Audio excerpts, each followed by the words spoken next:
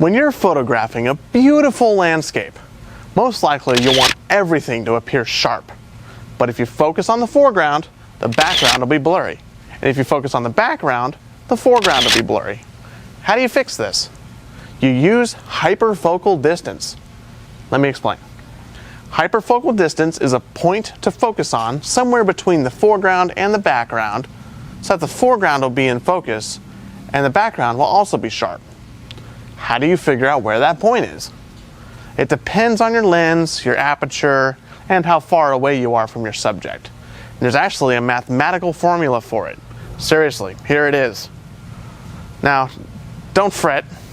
There are charts and apps that will help you calculate the hyperfocal distance for your particular lens and your settings, and they're very useful. But I'm going to tell you a simple method that works most of the time. It's called the double the distance method. Here's how it works. You look at your scene and you find the closest point that you want to be sharp in your image. Estimate its distance from your camera and then double that distance to find your hyperfocal distance. And that's where you'll want to put your focus. So let's say part of your foreground that you want is about 10 feet away. So doubling that would make your hyperfocal distance 20 feet away. So you'd find a spot 20 feet from your camera to focus on, and then when you take your shot, your image will be sharp from 10 feet all the way to infinity. Now, does this work most of the time? No.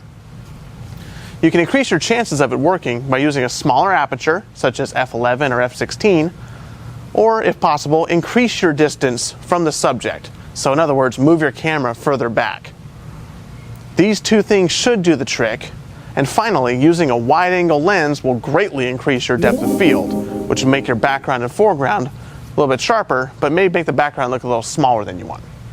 Do you want to know more about how to figure out your hyperfocal distance? Come into Horn Photo and talk with our experts, and we can even show you cameras that have a feature called focus stacking that eliminates your need for any math. Got the picture?